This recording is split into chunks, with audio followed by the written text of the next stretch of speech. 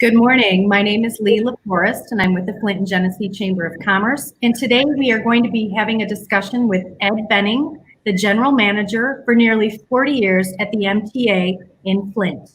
Ed, take it away. Good morning, Lee. I really appreciate this opportunity today to talk to all of you about our millage and talk about the MTA. But I think the best place for me to start today would be to provide you some background as to how we got to where we are today, and take you back to the period of 1980 to 1990. It was a time that the previous general manager and I would go to many of the jurisdictions throughout Genesee County. We would ask for funding to provide transportation in their communities. And that was always very difficult because people say, well, wait a minute, I'm paying for my neighbors and I'm not going to get the use. And so some provided money, some did not. Early on, we had great partnerships with Davison, Swartz Creek, and up into the Mount Morris Township area. But overall, we had a very difficult time under that scenario. So following that 1990 period, the FTA announced that they would no longer provide operating assistance to us, but only provide us capital money through what's called 5307. And so we found ourselves in a situation that in 1990, we were dependent upon our state operating assistance, fare box, and we really did not have a millage. And so we're struggling to provide those basic services. Well, at the state level, the state provides us up to 50% of our annual operating expenses. Well, by law, it's up to 50%, but in reality, we don't receive that. We've had years where we've received as low as 24%. And so in order for us to be able to provide great service in the community, to meet the needs that exist, as well as the growing need for transportation. In 1996, we went to the County Board of Commissioners and we asked permission to place on the ballot a millage, the first millage, which was 4/10 of a mill, and it would provide your ride services in the out county areas and some other connecting transportation services through the network. The County Board of Commissioners told us, well, you know, we're not sure you're going to get through this, but in reality, we will let you go ahead. Well, we passed that millage by 78%, and we started providing expanded your ride service. What we found, though, 2 years into it, is that we were unable to meet the demand that was throughout our community. And so it was important for us to recognize that we needed to do something additional. So we went to our board and talked about yet a second millage that would allow us to really get to where we need to be. And we asked the board to authorize 3/10. Well, through lots of discussion, and I have to give credit to Mike Zelli, he said, let's make it 4/10 because we really need to take care of the individuals affected by disabilities in our community, and that extra tenth may help us get there. And so we passed that millage. That millage was there again, nearly 70%, and it allowed us to open 12 Your Ride service centers throughout Genesee County. And so in each of the major areas of the county, we opened up in storefronts in the beginning. We had just a storefront. I remember taking over the old donut shop in Swartz Creek and a baseball card shop in Clio and so forth. And we then went after some capital money to be able to start building centers. We built the first 2 centers, one in Grand Blanc and one in Mount Morris. Those were the first 2.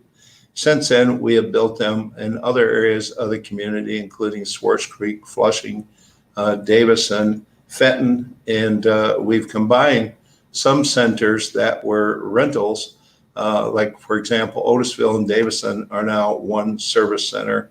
We've combined Grand Blanc and Burton and East and West Flint, and we've combined Mount Morris and Clio together to make one center. And so today, those still exist. Well, what has happened to us that with these millages in place, it's necessary for us every 5 years to renew them.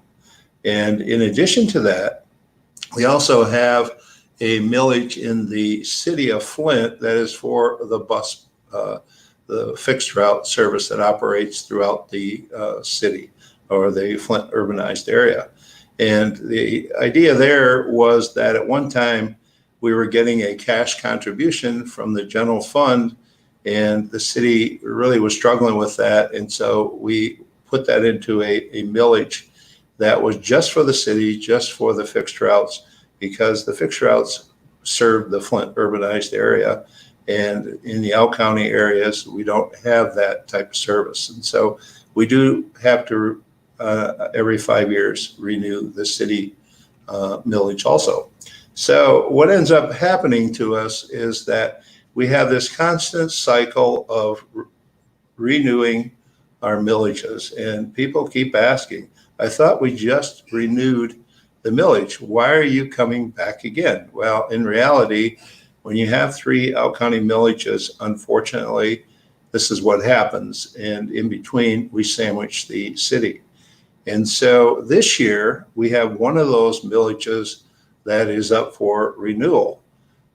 Coming up, we have the other 2. And what we found in 2014 is we went for a renewal in August.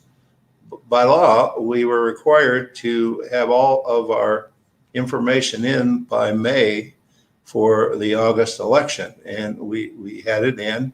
We're preparing for the August election. Some things really started to go in the wrong direction. We were having some funding issues with the state. We had some other things that were affecting our ability to maintain service in the community. And we recognized that even if the millage passed, would be in a situation of potentially cutting service. And we thought that was totally unacceptable. So on the day of the election in August of 2014, we were very pleased with the fact that we passed another millage. But I talked with the chairman of the board and our board and said we must go out in November for the first increased millage that we've had in the community throughout all these years. And we passed that in November of 2014. So hence we have 2 of them that must be renewed in the same year. We passed that by a very, very narrow margin. People ask us what in the world we were doing going out in August and then coming back in November. But the reality is, had we not done that, we would have had serious implications in the community. So with those millages in place, we've been able to do many things, but there again, I go back and talk about the state operating assistance. And even this year, where we're eligible to receive up to 50%, we're receiving 32%, which now is in jeopardy of being reduced because of the state coffers, and the fact that the pandemic has had such an impact on state revenue that we don't know what to expect even in 2021 as it relates to public transportation. So it is through these millages that we've been able to provide world-class service, irrespective of what's going on with the state, irrespective of the negative things that impact us as we go along. And so I want to talk for a moment about the fact that the great support we've received in this community has allowed us to do some things that I think when we think about the pandemic, we are one organization that will be able to rebound and do things much quicker than our industry. And why? That's because we have developed some very special services. Traditionally, in a transit system, you'll have large buses operating on our fixed routes, and then you'll have paratransit service, which is your ride. And by law, you're required to have complementary service that provides the same level of service for those within a half mile of our fixed routes, and that is required by law. When I came here in 1980, we had 5 Your Ride vehicles. Today, we have upwards of 135 Your Ride vehicles. We've expanded the service because of the millages and our ability to expand and to provide a greater footprint in the community. And in addition to those two services, we also operate a shopper service that started in 1980, and it's for seniors. And it was a demonstration grant. And after operating it 1 year on a demonstration grant, we knew this was something we needed to keep. And that continues to operate today, picks up seniors, persons with disabilities, or affected by disabilities, takes them shopping on a weekly basis. And we work with all of the participants to determine where they may want to go shopping. Sometimes that can be interesting, getting them all to agree on going to one particular location. But over the years, it's worked extremely well. Well, with those services in place, we recognized in our community that people are aging in place. People are aging in place, they're living much longer, and as a result, they're living with medical issues. In some cases, medical issues and then disabilities. And so we looked at what we're able to provide and what is needed in the community, and we recognized we need to do more. Well, at the same time, we had the effect of the water crisis here in the community. And the water crisis that affected us put us into a situation where we found that we needed to do many things to help the community. That included providing free service along our bus routes for individuals to pick up water. We became a dispensary out of our transportation center downtown. We delivered water throughout the community, and even today, we're helping with the water situation. So in partnering with the Department of Health and Human Services during the water emergency and some of the ill effects that have come after, they asked us to partner with them for service that was needed, and it was gaps in service that were existing in the community. And so these gaps in service were things that traditionally would not be picked up by Your Ride or on our fixed routes, but needed something even more special. So in 2015, we started working with the Department of Health and Human Services to provide some of the gap service that was needed. From 2015 to 16, as this evolved and the numbers started to increase, we were asked by the Department of Health and Human Services if we would provide some same-day service. And there's individuals that they didn't know the day before they need to go to the doctor, but they get up in the morning and they find that they need to get to the doctor. And this is across all age brackets.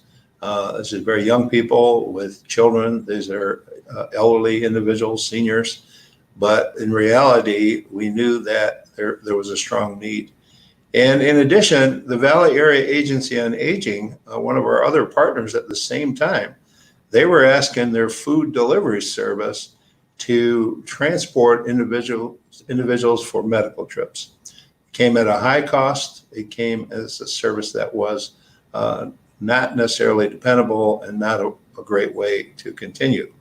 So with those two in place, in 2016, we started, in September of 2016, we started Rides to Wellness service that would be on demand. It would be provided same day within 30 minutes, or that would be our goal, within 30 minutes. It required us to actually purchase an app that individuals can utilize. It required us to change our business model to prepare and to have vehicles to be able to respond as these on-demand trips came in. So in 2016, we had about 160 passengers that first month.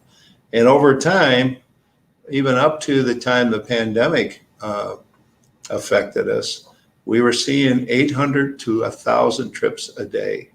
We recognize that on an annual basis that this service will generate 130,000, and it could very well go up to 200,000 in a very short time.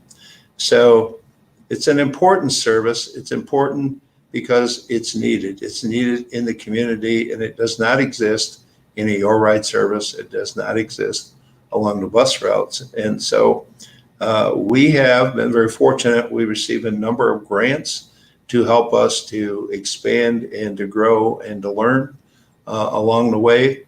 And here we are in Flint and Genesee County, and we're #1 in the country. We are called upon to go all over the country and to do presentations. Between myself, Harmony Lloyd, we've traveled to many areas of the country. We're asked to present on a regular basis. We have received national awards, national recognition, and most recently, we received yet another grant. We received the largest grant in the country to continue to expand under the mobility on-demand model, which will allow us to buy more cars and to add some additional staffing to be able to provide the service. It's amazing the number of cars that we're operating, vans and SUVs today. When you combine cars we have in Your Ride, our Rides to Wellness, the numbers, we're looking at 150 vehicles on the street daily. And with the money that we have, it won't be long, we'll have 200 cars, SUVs and vans on the street. We'll continue to have some minibuses, but in reality, where it's feasible, we'll be using cars. And during the pandemic, it dawned on me immediately that with these cars, it presented a real social distancing issue for us. And talking with staff, we were able to put a hermetically sealed plastic barrier between the front seat and back seat, and using personal protective equipment, masks, shields, and other things that are needed, including checking temperatures of passengers getting into the vehicles. We have found that we were able to start back up, and we are running again, and the numbers are growing again. It will take some time because many facilities are still not open, and people are not using the service at the same rate.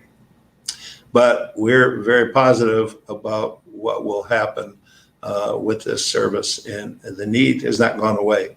The need actually is growing. And we've also added another section, which now is Vets to Wellness, and area vets, with a partnership with the Office of Veterans, Genesee County Office of Veteran Affairs.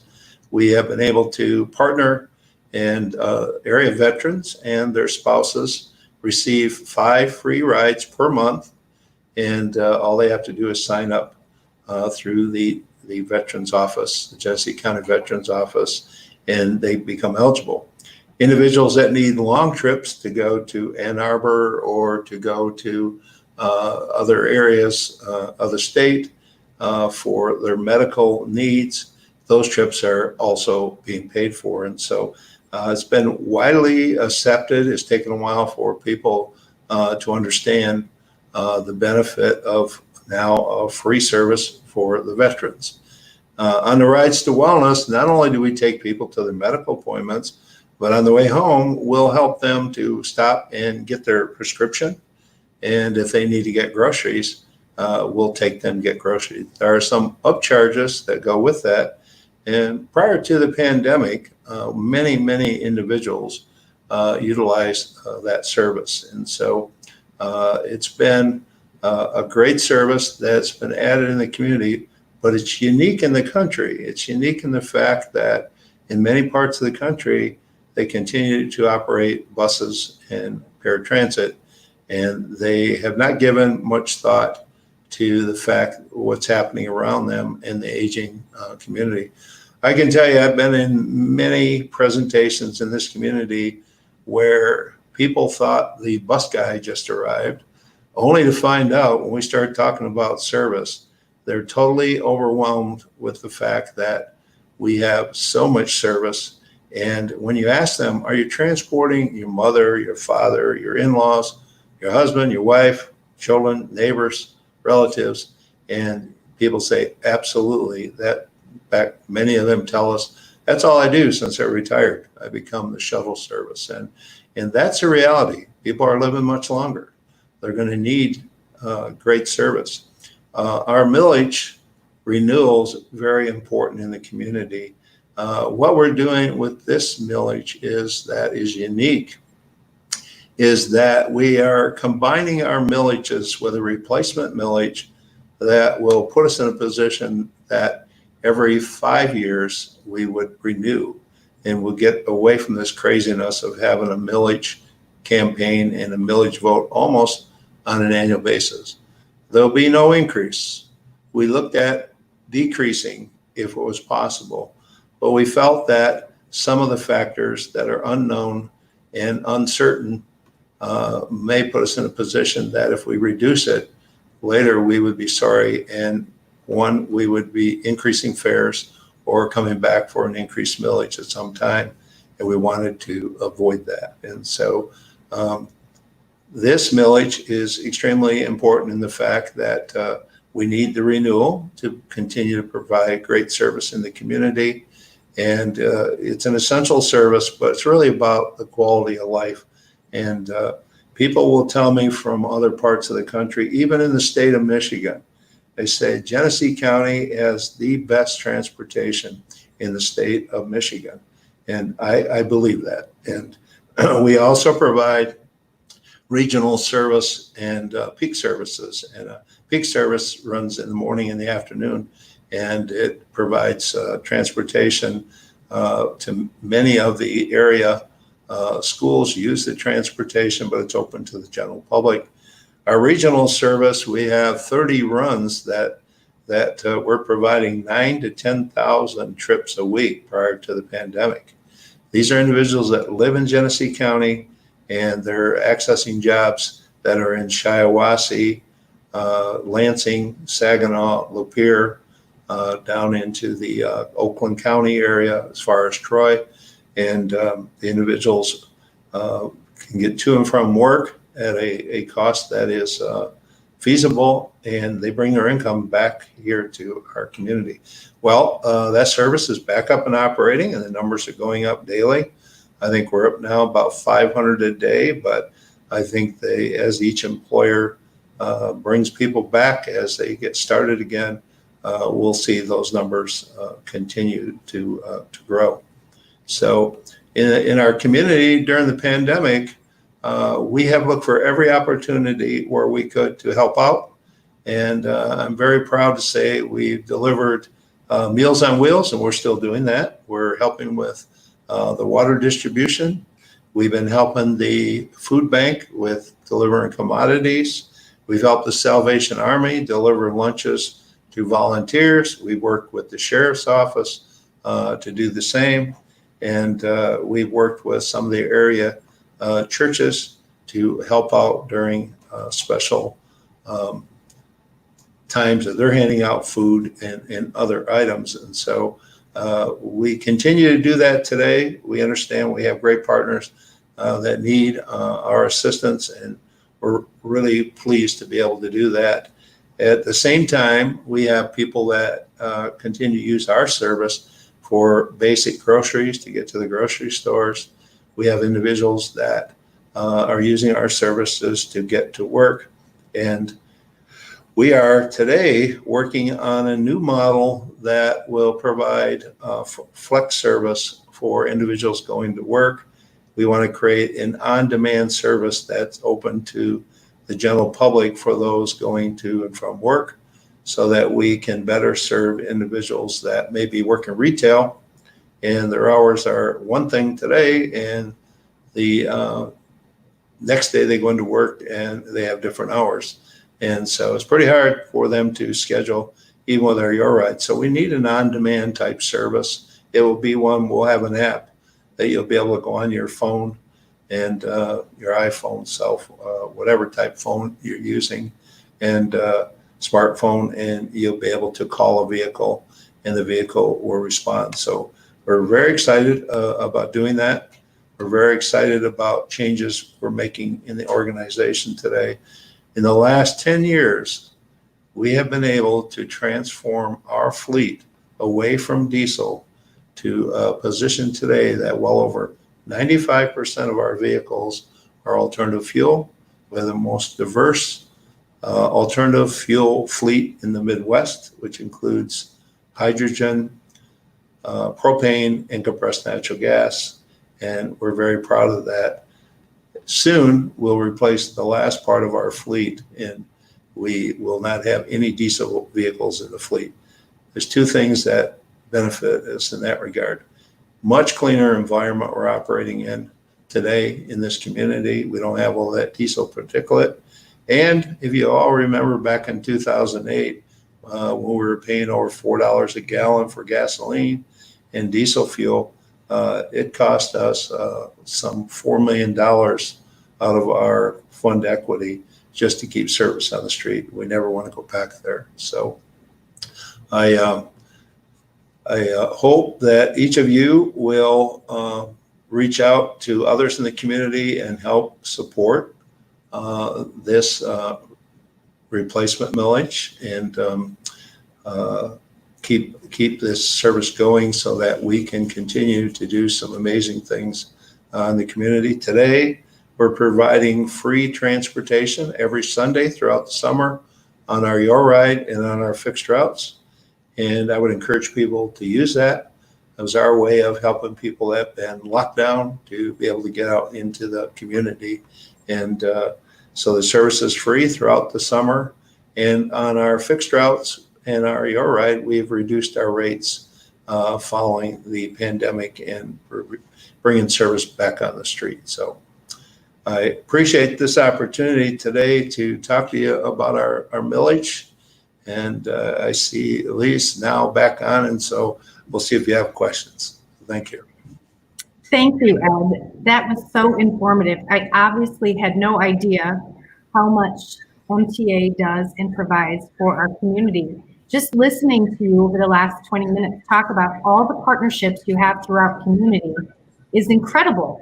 My question to you is, how many individuals do you service throughout Genesee County in a year's time, do you think? Well, our ridership's over 5 million. One time it was up around 6 million, and we see that coming back.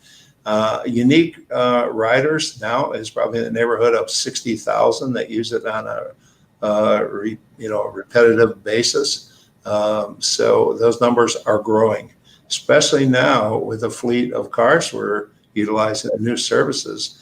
We have individuals that perhaps never thought about the fact they'd be using the MTA. So the number's growing. So. That's wonderful to hear. I do have a question for you. It's from Miss Kathy George. She was wondering if you have any yard signs available. I think she'd like to put some in her yard. Well, I really appreciate that. This go around, we didn't buy signs. We have in the past, and we kind of got away from that. And so, but we do appreciate it. But she wants to make one up, put it in the yard. We appreciate it. So we can help with that. So. That's great to hear. Also, Ed, what do you see, or how do you see the future of MTA within our county? Where do you see us ending up in the next 5 to 10 years? Well, in many parts of the country today, they're operating electric vehicles, and we have not went into the electric vehicle. We've not purchased those vehicles. There are many concerns around the country about how many extra vehicles you need to keep service on the street. And then we thought about weather in the Midwest and how electric vehicles will work out. And so we may try them, but I'm really sold on hydrogen, and we make our own. And so I see us increasing our hydrogen fleet, and perhaps, there you end up with basically supporting electric motor, if you will. And I see that growing.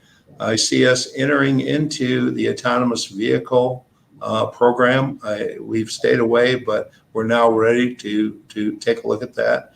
And this big fleet of cars that we have operating would be my thought that we're going to look at perhaps electric cars and what will be the most efficient, effective way to provide service. And then when I look at the actual size of the vehicles, prior to the pandemic, I was telling staff we're going to downsize, right size our buses. Well, one of the things that came out of this pandemic is that we have bought a new tie downs for a securement in each of our buses where an individual in a wheelchair can secure themselves. And so you need more space. So we'll have to work through that. But I think over the next 5-10 years, you're going to see the greatest increase in individual transportation on-demand service going on in our community. And once again, I think we'll lead the country in that regard. Okay. Well, thank you very much. Well, I'm just checking to see if we have any other questions out there, and it looks like I've pretty much answered or asked them all. I'd like to say thank you so much, Ed. Thank you for sharing this information with us. I really appreciate you being here today, and I look forward to working with you in the MTA in the future.